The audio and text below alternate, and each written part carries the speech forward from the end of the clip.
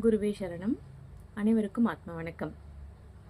நம்ம குரு ஒரு நாள் தன்னுடைய உபதேசத்தின் போது உங்களுக்கு யார் யாரெல்லாம் கஷ்டம் கொடுத்தாங்களோ அவங்களுக்கு அவங்கள நினச்சி சந்தோஷப்படுங்க அப்படின்னு சாதாரணமாக சொன்னாங்க. ஏன்னா அவங்களால தானே நீங்கள் இங்கே வந்திருப்பீங்க, அவங்களால தானே நிம்மதி இல்லாமல் இருந்திருப்பீங்க. அப்போ நிம்மதி எங்கே இருக்குன்னு தேடி அலைஞ்சு இங்கே வந்திருப்பீங்க இல்லையா அப்படின்னு சொல்லி சொன்னாங்க. அதை நான் எனக்குள்ள அந்த உபதேசத்தை நான் எடுத்துகிட்டு அதை நான் பார்க்குறப்ப எப்படி எனக்கு தோணுச்சுன்னா, அது எவ்வளோ பெரிய அதில் ஒரு ஆன்மீக விளக்கம் இருக்குது அப்படின்னு நான் பார்க்குறேன். ஏன்னா நாம் நினச்சிக்கிறோம், நமக்கு மட்டும் ஏன் இவ்வளோ கஷ்டம் வருது, நாம் நல்லா தானே இருக்கோம், நம்மளுக்கு ஏன் இவ்வளோ சோதனை வருது, கடவுள் நல்லவர் தானே, நம்மளை ஏன் கஷ்டப்படுத்துகிறார் அப்படின்னு நினைக்கிறோம். நாம் மானிடராய் பிறந்ததே பார்த்திங்கன்னா இறைவனை சேர்ந்து அடையிறதுக்கு தான் அப்படிங்கிற உண்மை தெரியறதுக்காக தான்.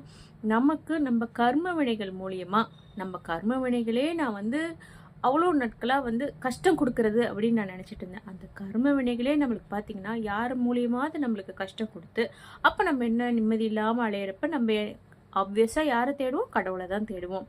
நான் அந்த மாதிரி இறைவனை தேடி அலைஞ்சிறப்ப எனக்கு எங்கள் அத்தை குருதேவ வாசியோகம் காமிச்சு கொடுத்தாங்க.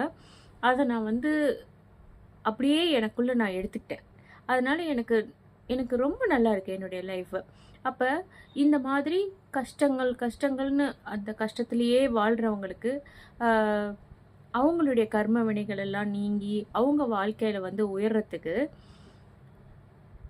அதுக்காக தான் இறைவன் நம்மளை படைச்சிருக்கிறாங்களே.